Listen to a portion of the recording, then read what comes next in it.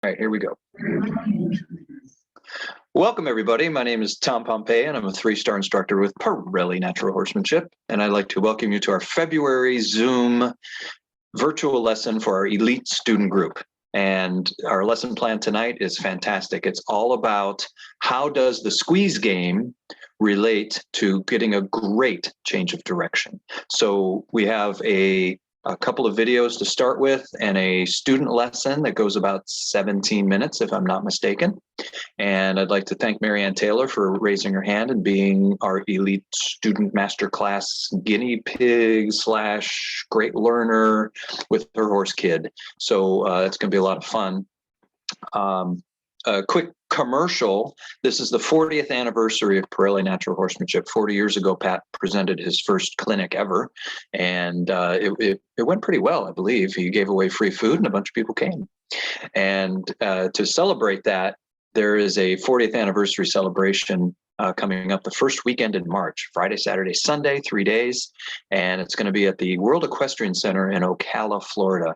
And if you want to come down, it's a very, very reasonably priced ticket. I believe it's only $38, $39 for all 3 days. And if you'd like to see it virtually, it's a little bit more expensive virtually, but it's definitely doable. I believe it's under $100 for all 3 days to visit us virtually on that. And I will be there with Peaches. We'll be on the demo team, and Pat has a lot of fun things in store for that.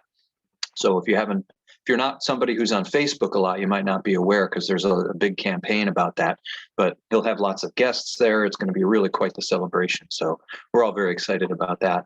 If you're in Florida, I'm doing a demonstration at Special Equestrians Therapeutic Riding Center on February 19th. That's a Saturday. And we'll have all 4 horses and a couple of guest students helping us out too, doing a demonstration to help raise money for special equestrians, and also raise awareness in the community down here in Fort Myers area about what natural horsemanship really is, because so many people, they're like, I've heard a little bit, but I don't know what that is. Also, my schedule's out. The whole schedule for the year is out. It's on tompompey.com, and watch Facebook also. And if you're not on my newsletter, I believe you all are, make sure you get that. And you, as the curated group, the elite group, I would like to ask you a favor. I always am trying to get more people into the entry level of Pirelli. So for that, in the summer, we have a introduction to natural horsemanship clinic. And instead of a level 1 clinic, it's an introduction to natural horsemanship. So people who want to kick the tires and find out what this is all about, maybe they're inspired to learn a little bit more, this is the perfect entry-level drug to get them in and learn about natural horsemanship. So there's where I'd like to ask you for help. And if you know someone like that who'd be very interested in it, why just shoot them my way. And maybe you want to come help them get their horse there to that clinic. And I'll put you to work, first of all, because I could always use the help. But also, I've learned when I watch a lower level clinic, maybe I'm at level 2, maybe I'm at level 4, doesn't matter.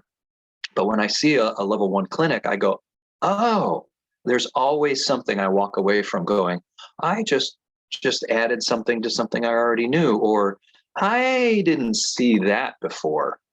And so I would encourage you to be part of that team. That's a really great effort to help us change the world for horses and the humans who love them. So with that said, let's jump into this topic of squeeze game and change of direction. I'm going to play a quick short video of the end of this, where this is going, and then I'm going to ask you a question about what move does this look like under saddle, and what in the world does a squeeze game have to do with a change of direction? And I'll be interested to pick your brain on that. Before we start that, I would like you to go to your chat, and if you could please kind of log yourself in with your name, the name of your horse, and your favorite food. So your name, the name of your horse, and your favorite food. If you can just add that to the chat as we go. That's a quick way for me not to cheat. I'm cheating. I'll be honest. I'm cheating so I don't have to go back and figure out who was on this recording. And that helps me quite a bit. So type your name, the name of your course, your horse, if you have one, and your favorite food. And then everybody can kind of look at that. That's kind of nice to see. Okay, so let's get started. The first little snippet here is kind of the end game. And this will be a video of our horse Styx. And he's about 7 or 8 years old now.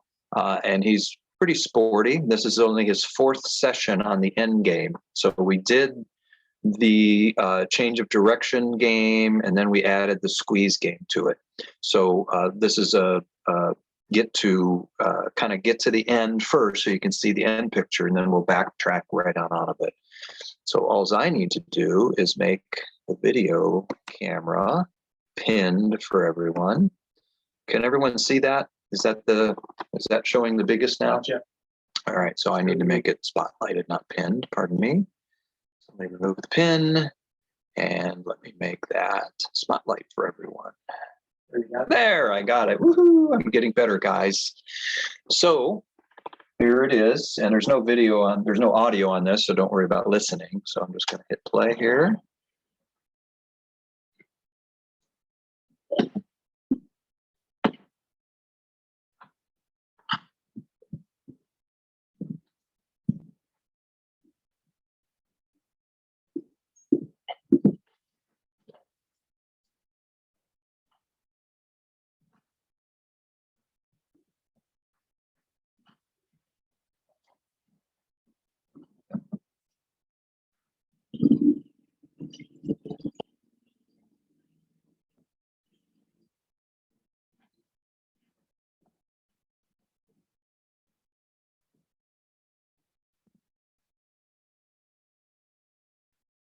Nice. So I want to just show you that is kind of the end game of all of this. That's the end game. So I want to back up just a second, show you a couple of highlights. First, I'm all about telling you when I make a mistake, and I love mistakes because they're learning opportunities.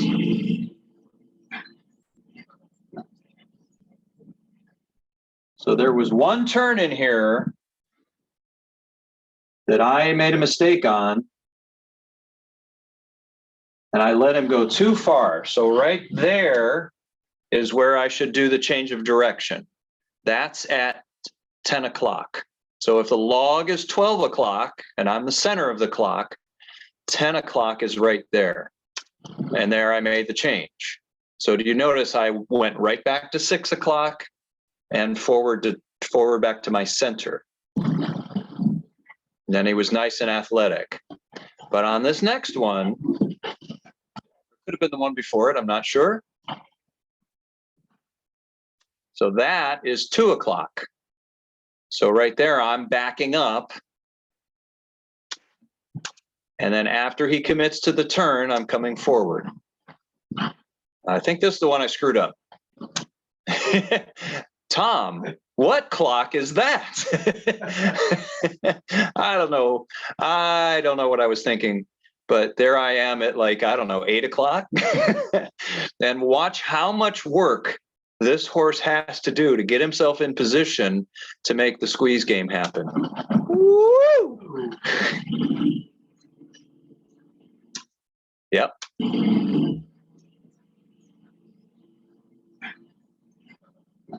I think if you look at my face, I'm like, whoa, I was way off. It's quite all right. And game over. Okay, so when I saw I think the first time I saw this was Linda Pirelli and her horses, and she just took 1 or 2 steps back and they got athletic. And I couldn't for the life of me understand how it is that those horses got so athletic on that turn. And what I'm going to show you today is how that happens. How does that get that athletic? And how can you make it so you just give that suggestion of backing up to 6, coming back to the center, and the horse goes, woo! It's almost like, what is the Apollo rocket when it shoots around the moon? It just increases. And so I will have to tell you, this is the bad news of this. You don't do this in level 1. And yeah, you're right, duh. And you don't do this with a horse that doesn't understand some of the progress or the progression, or we would say the blueprint. So the first blueprint is the horse has to understand the circle game. And by that, I mean they can maintain gait, maintain direction, watch their feet, and act like a partner, not a flight animal. And once those responsibilities are in the horse, then you can start to add more athleticism and more purpose and more fun and speed. And you wouldn't lose those things. Even though I made a mistake, did you see how hard that horse still tried? He was still my partner. And I'm like, wow, that was just great.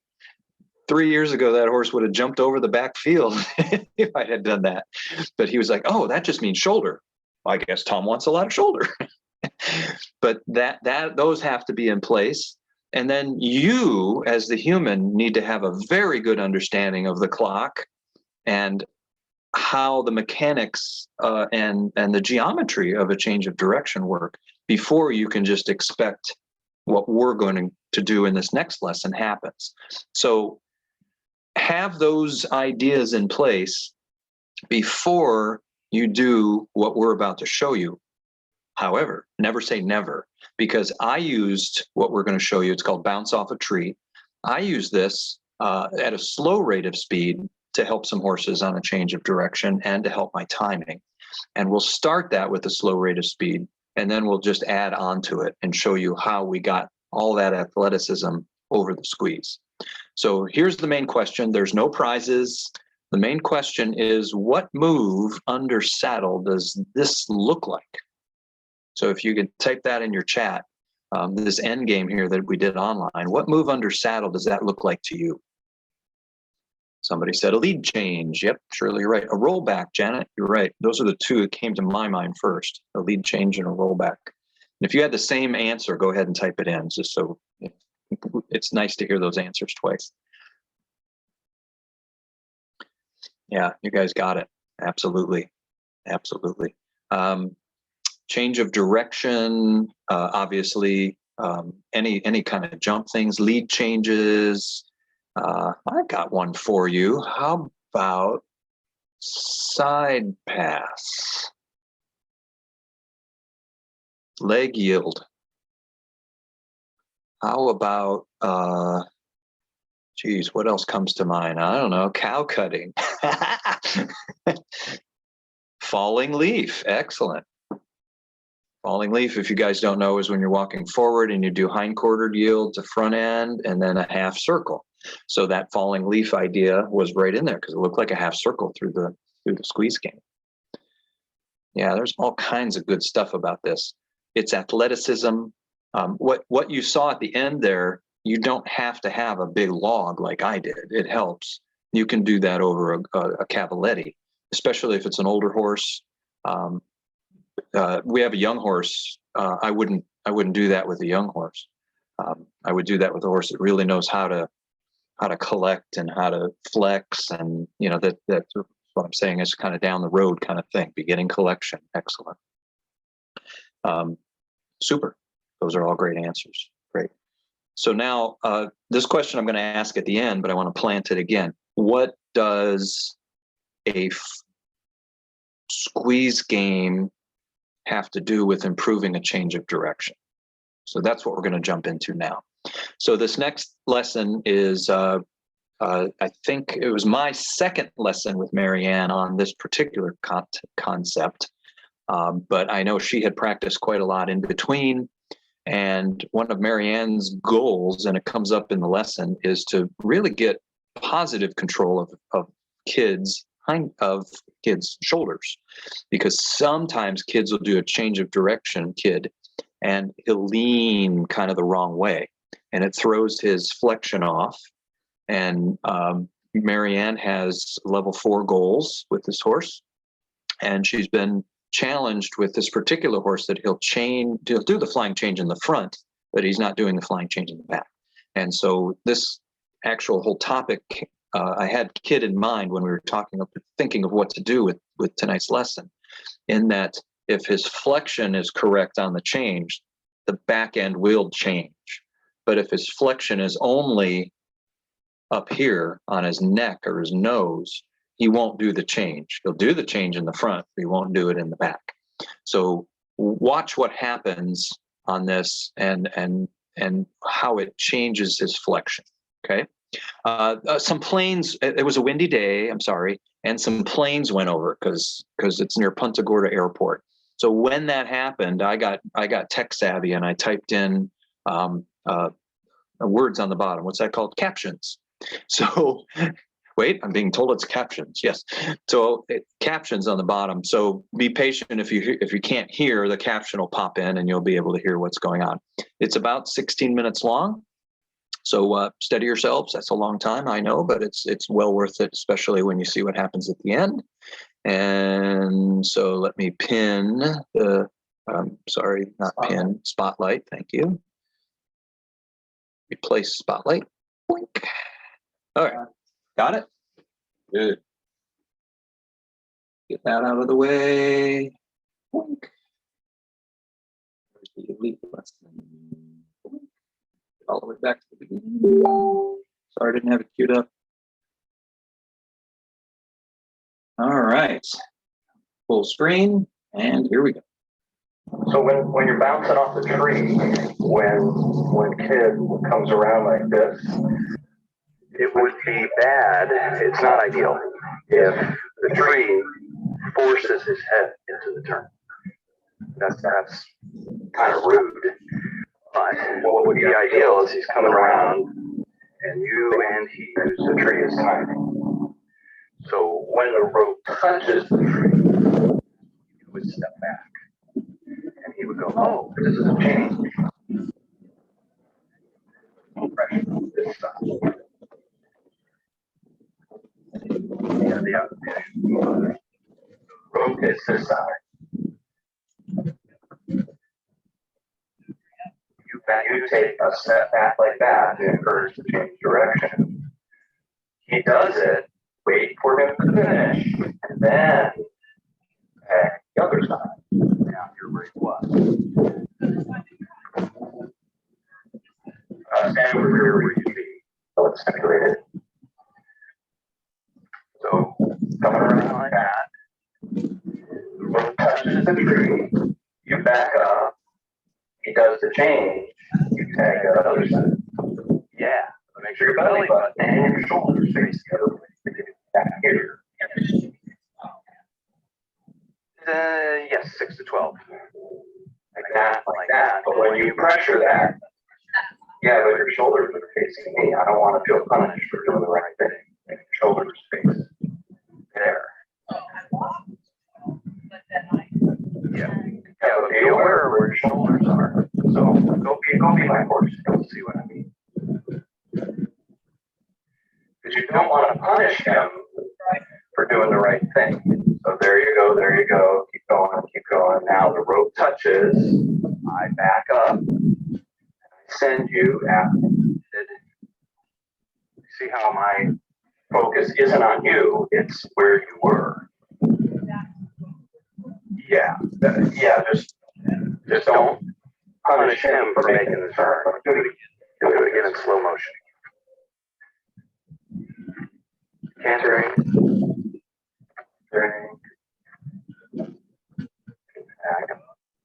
And then see my focus was there. You would feel super punished. Yeah. Yeah, but let's use the tree. I think it makes a stronger visual for you.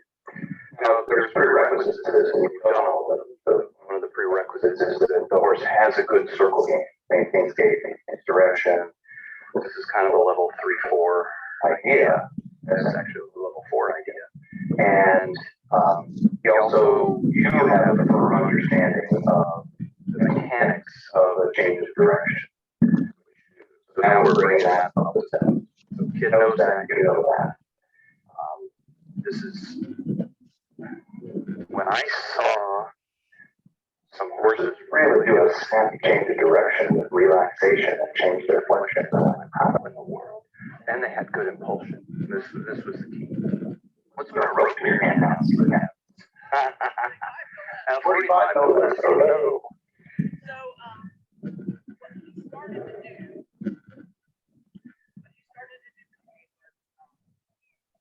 figured it out pretty quickly. And he would go, and he would cut the tree, would get so far, and he would stop. Yeah. Yeah. So you would go and then stop. Yeah, Right. because he knew it was, Right. get jerked around or just change of direction. And he, Yeah. sometimes he would change and then just stand there. Yeah. Yes. So if he doesn't do the change, the tree will do it for you. Then just encourage him forward. If he stops before the tree, then that's breaking gate. Going. Lightfoot stopped and blocked. He put his nose on the tree. So Mike couldn't do anything. She found the one place. It's like, what do I do with that? I didn't step over. Tell me these horses are smart. Okay. So, got your horse out on a circle. Are you combobulated? So I'm going to lead.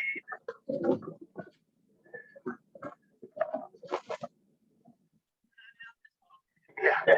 I would just toss all the oil behind you so they're not around you. And you don't have to think about it. Yeah, there you go. Okay, so you got a right lead. Go, keep calm, keep calm, keep calm. There, the rope touch. Back up. Now, spank that spot back there. Okay, do one more this way. More in real time.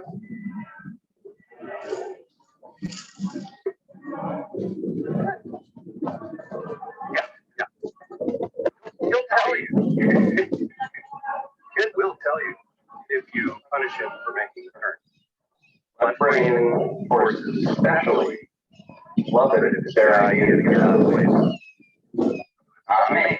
They can be a little bit amazing. Again, not you. But they hate being made. And make you turn. Oh, they don't race anybody again.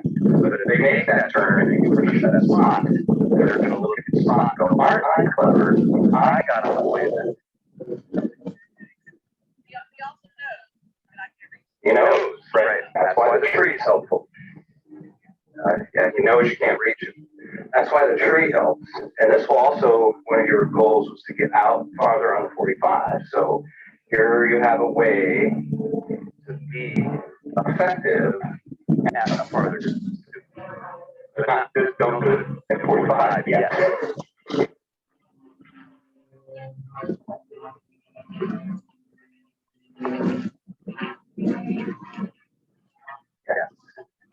Yeah, that felt really good. Okay, let's try it. Go. Kind of approach this by being a little closer at first, and then we'll make it long and long.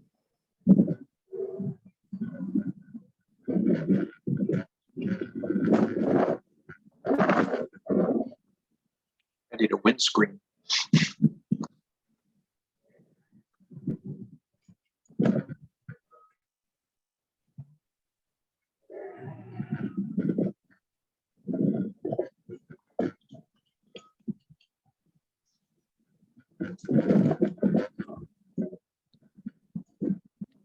Good shape. Now stop. Point. And put the pressure on the other side. Good.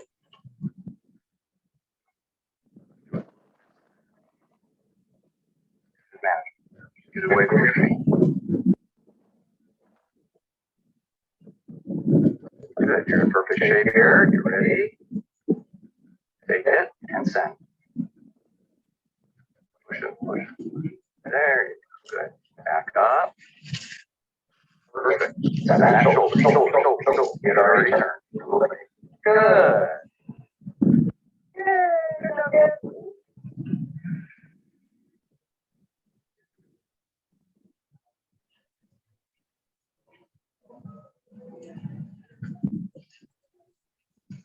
Back up. Now, shoulder, shoulder, shoulder, shoulder, shoulder. Okay, do a little bit more. Those are all very good.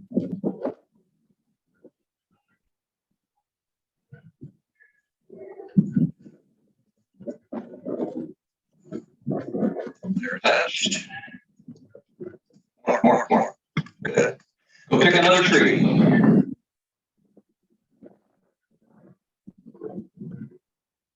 Be careful, you might get this tree again. It's okay.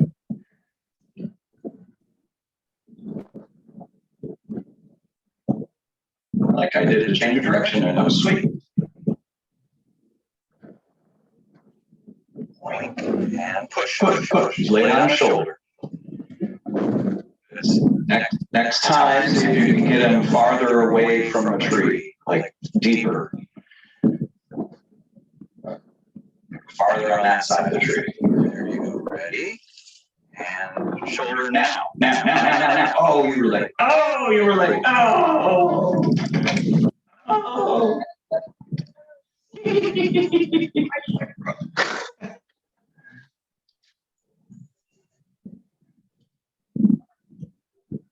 Good. After this one, we'll pick a different tree. Just keep it interesting for him. He's a little too close to the tree. So I won't let him. And here's where you can't give him a rest. Go touch him. Good. Back up. Let go. Go rub him. Just go rub him. He's going to get tied up. That was nice. Just save him. Undo that from the tree. Be a little quick about it. There you go. Well, you can just unwrap it from the tree.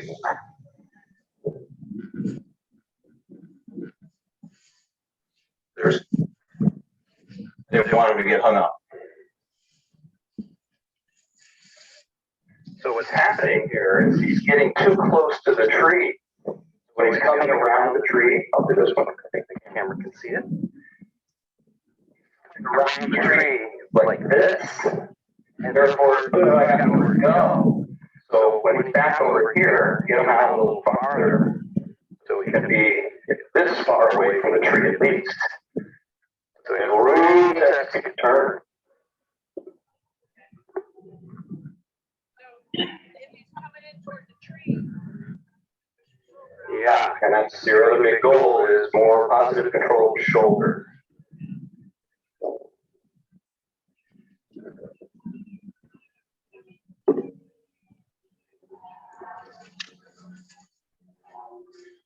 Very good.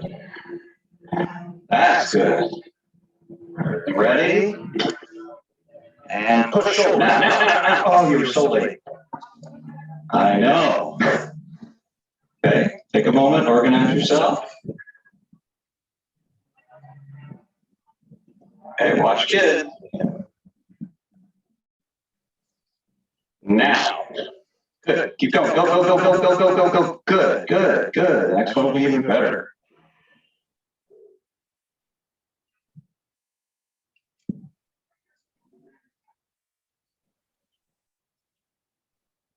Like you're ready.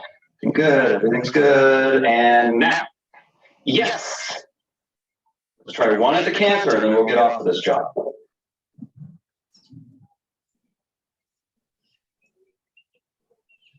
Here we go. Perfect setup. There's the turn. And now. Yes. Very good. Bring him in. That was the best one. Yay! What a good return. Nice.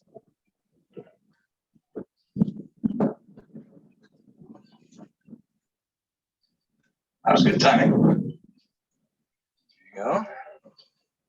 Get everybody organized.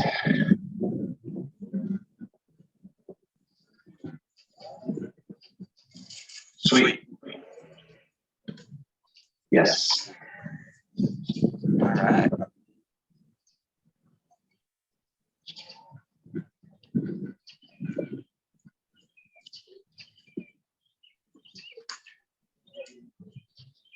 You can get him a canter after the turn.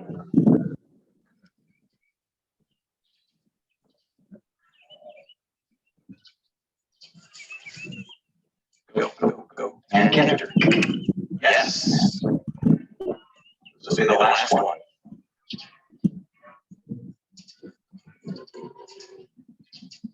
And canter. There we go. Good agreement. That's great. It's enough for today. Is it really? A lot softer, isn't it? Push shoulder, come on, shoulder, get out there.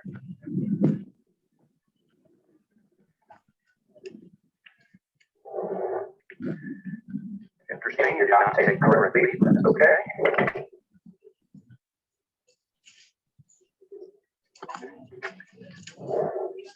And there's, there's my flying chain.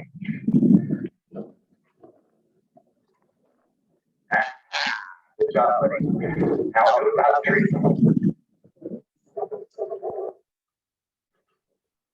Now do a tree. Oh, good job. Go with the tree again. Whee! Change. There's a good job. All right. Extremely good, buddy. What I discovered while I was doing that was I needed to be closer. You needed to be closer so I get it effective on that exit. That was good, man. It's like, holy cow. See how good those shoulders were? Oh. Yeah, good job on that. Yeah, well, everything's going to get better, side would get better, and all that. And this really helps your timing. Got something that's pretty stationary. And it really does, not hold you accountable, but it really makes you aware. Timing. Okay, when it touches there, that's when I have to do this. So, don't overdo this. I think he likes it. And to notice, like, he relaxed, even though he got more athletic, he looked more relaxed. And that's, if there's any tension on that turn, I think I'll do the change. He did it, yeah, that's okay. That's normal for him. But it gets better and better as he goes, oh, I'm doing a change. It's easier if I go left. When he learns, figures that out, he's gonna get it really good. All right. Wait to see that next time. All right. Excellent. Oh, beautiful. And you had a 45 in your hand. When you're bouncing off. All right. Let's see here. I gotta pin me back here for the host. Boink and replace spotlight and then mute the other one. Okay, I'm back. So that was really cool. I don't, it's kind of cool for me to watch that all the way through. And you can see at the beginning how Kid was kind of staying flat with his body and finding ways to not make the turn. And then as Marianne got it at the trot, her timing improved, how much better his flexion became. And then when Marianne did it at the canter, he started to really understand, oh, I got to turn, but he had a little lack of impulsion. And then at the very end, when I took him, I fixed his impulsion coming out. And then all of a sudden it all kind of came together there where not only did he make the turn, but right as he made the turn, he changed, I can't do it with my hand, he changed his flexion. So as soon as he started to round that turn, he didn't stay flat, he switched. And because he knew he was going to do the next lead. And so that became the game. The game is, after you make the turn, we're going to go that way fast. So you can choose to be on the wrong lead, but it's harder work. So what Kid discovered at the very end there was, oh, I can pick that lead up and get it. And then sure enough, the flying lead changes happen. So that's kind of that's a huge progression, isn't it? That's a long progression in tonight's lesson, but it starts with a horse understanding and a human understanding that if you set it up correctly, the horse will find the easiest, most effective way to move. And that increases a horse's longevity. It increases the way they use their body in a more balanced way. And even if you don't have goals to do flying lead changes in whatever sport specific, maybe those aren't even like, why do I even bother with flying lead changes? The idea behind this is to help your horse be balanced and more athletic. So remember, level 1's about staying safe and learning the language. Level 2 is about getting things start to be fun and riding in control. This is level 3 where we're starting to get pretty handy. And at the end here, what you saw Kid and Marianne doing is level 4, where you're starting to get really some training into some sport specific style maneuvers. So that's kind of, that foundation is what the program is really all about. So questions already. Suzanne's jumping in with questions. Excellent. How'd you know I was going to ask? It's time for questions. So hit me with questions, and don't be shy. If something's bugging you about what you saw, why did Tom put all that pressure on there? That seemed a little dangerous when Kid got wrapped around the tree. Do you notice how quickly I said stop? because Kid didn't yield his shoulders, and I didn't want him to tie around the tree and feel trapped, right? So we just stopped. You can always let go. It's the best choice. And so just don't be shy about hitting me with the tough questions. I can take it. I'm good with that. So Suzanne asked, so is tagging of the ground after the turn to help with impulsion? Absolutely. And we do that sometimes on a circle game send. Have you ever seen that, where you do you go to do your send and you swing, lift, swing, touch. This is probably in level 2, lift, swing, touch, and you touch whatever's left. And then if a horse doesn't really leave, you can touch that spot a few more times. And the horse is left with the idea of, oh, well, I should have gotten out of the way of that. It's kind of like that, like a fan. And you all you guys in the audience, and if you're a mom out here and you have kids, you're going to get this, where, especially if they're boy kids, you say, don't put your finger in the fan. Well, everybody wants to stick their finger in the fan. Well, I chose to get out of that. I also chose to put my finger in it, but I chose to pull out of it. Fan didn't come at me. So it's that same kind of idea where that's your attitude and that's your geometry, where I'm putting the fan right here. You make the choice to get out of the way of it, but the fan doesn't chase you. And right brain horses will shut down in a heartbeat. Left brain horses will either get ticked off or fight you back or shut down if they got out of the way and then they feel like they got punished for getting. I think, how many times did I say that on that video? Make sure your shoulders are facing the spot the horse left, your shoulders. And I will be clear about this. There were many times when Kid did not yield his shoulder, and I told Marianne, "You're late." Right? The tagging of the spot is to get the impulsion out of the turn, but Kid hadn't even made the turn, and that's why I said get on that shoulder and get effective on the shoulder. Once that happened, then you can tag the spot. So that might have been a little confusing in the lesson. But kids like in Shoulderaholics Anonymous, because he'll yield his shoulders like 2 inches, and that's not really a shoulder, but that's just kind of like, But he's so good looking and so athletic about everything, and it's like you almost don't even notice he didn't yield his shoulder.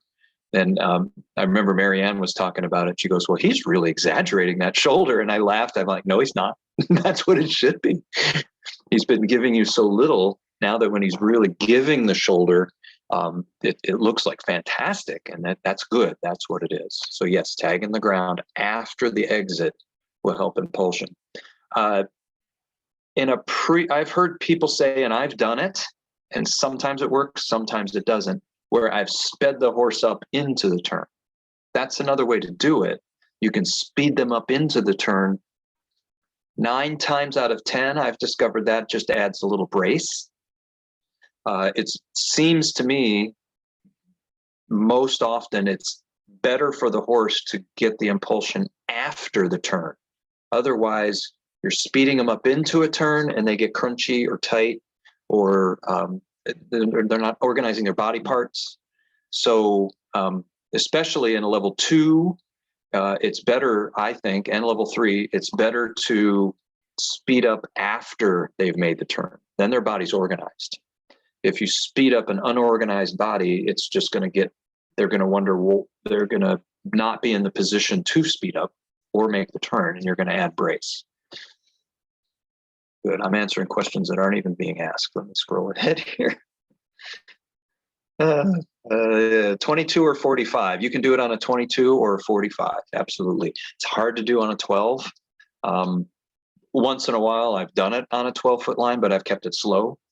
And I've just kind of used the tree and say, hey, this would be fun. Could you turn around the tree? But I wouldn't do it fast on a 12-foot line. A 22-foot line works great. 45 is the best in level 4 because you're starting to want to get to those farther reaches. And everybody's struggle on a 45 is management of the coils and also being effective in farther distances. So if you're getting out to 30 feet and the horse is ignoring you, well, if you're out at 30 feet on a circle and you bounce him off the tree at 30 feet, that horse has to be looking at you going, wow, how'd you do that? I felt the feel and I was way out there. So it's a nice tool for increasing distances and connection. I did say at the beginning of that lesson to be careful to not just rip them around the tree. That might be, if you're having to use the tree to actually even get a turn, you need to do the pre steps of getting the horse understanding change of direction normally. This would be a really ugly way to teach a horse a change of direction. If you think about it, and just it'd be very rude, I think, to the horse. So that's why this is a little bit more a level 3/4 thing, not a level 2 thing. Sandy, I don't have trees. What else can I use? Good question. Any immovable object. You want to be safe though. So it needs to be, not something that's going to break or, gosh, that's a great question, Sandy Long. I don't know the answer to that. You also want to make sure you have really good footing, especially if you're going to have, speed involved. So you want your horse to feel good about the footing. Gosh, I'm going to think about that. Maybe somebody else might have a telephone pole.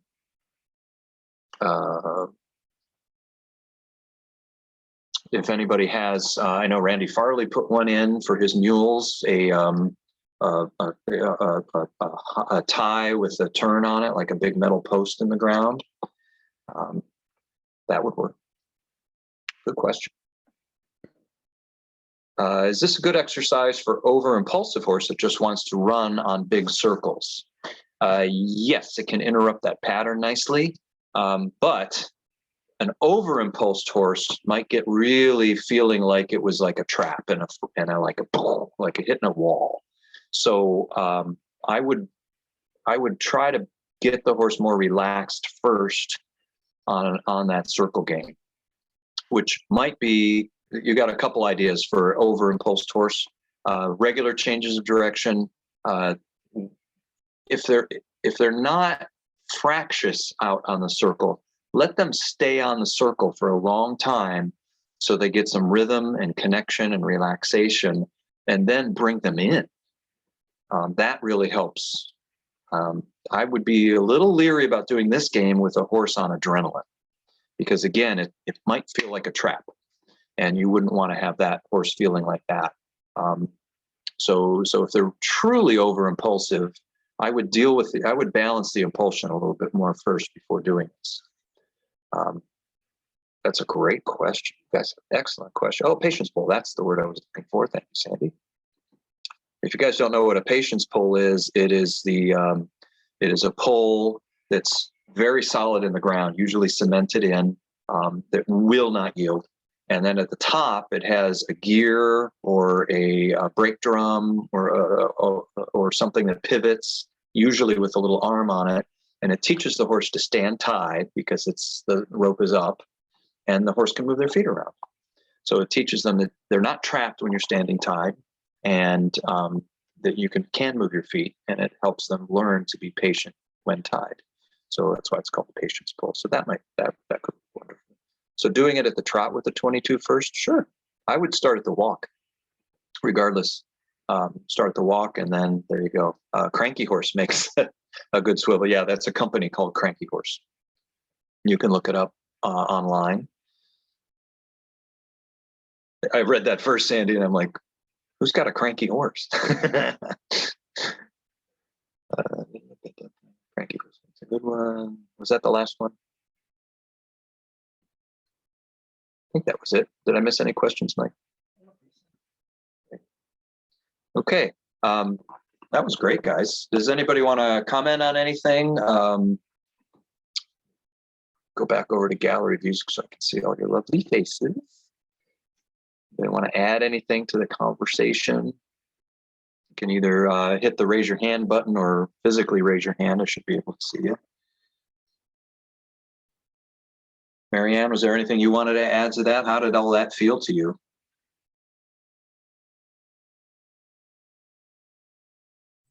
Yeah, it was hard to watch. It's hard to watch. How many times did Trouble you tell hearing me? you. I know your I'm speaker's on, but I can't hear you, Marianne. All Is right. that because? Oh wait, that's my fault. Okay, go ahead, Marianne. Would you say that again? I had muted my speaker. I'm sorry. Oh, okay. No, I just said it was kind of hard to watch. It's hard to watch yourself. How many times did you tell me to get that horse farther away from the tree before I finally did? I saw. Oh, You're so kind. that darn 45. Darn 45.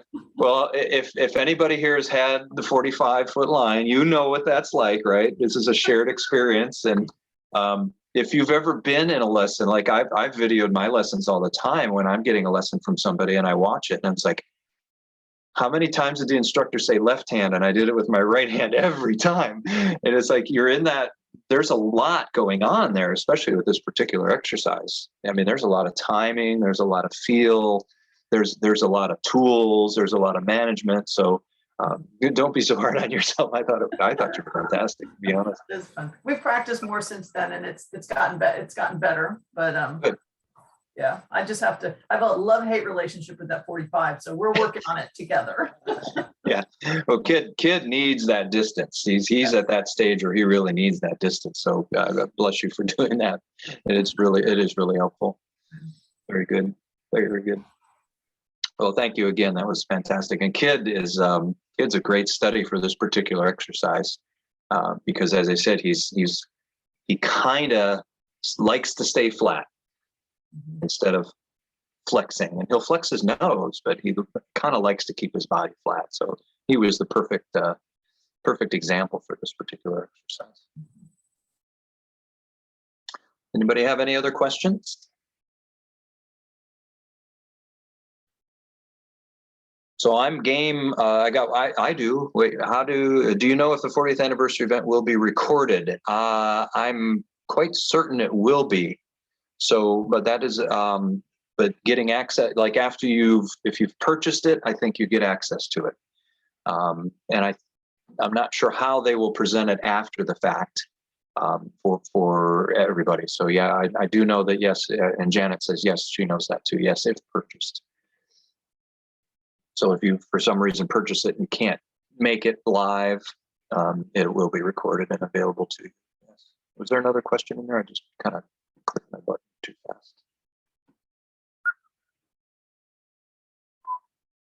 Oh, yeah, it was a cranky. Yeah. You don't have a cranky horse. Good. So my last question was, okay, so you saw what we added. So Marianne's lesson was all about bouncing off that and getting a really solid change of direction like that. And then when you saw sticks at the beginning, did you see it was a squeeze game? So he did the snappy change and then had to jump a squeeze game. So question, what in the world does a squeeze game have to do with getting a great change of direction? You can type it or you can raise your hand. What in the world is the connection between these two games that causes that change of direction to get higher quality?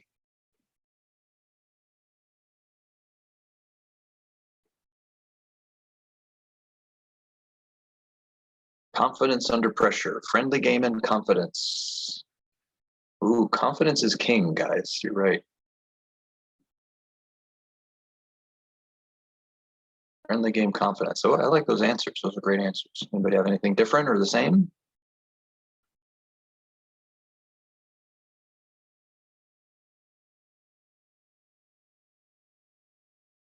Excellent. I'm cool. I'm down with that. Yields, right?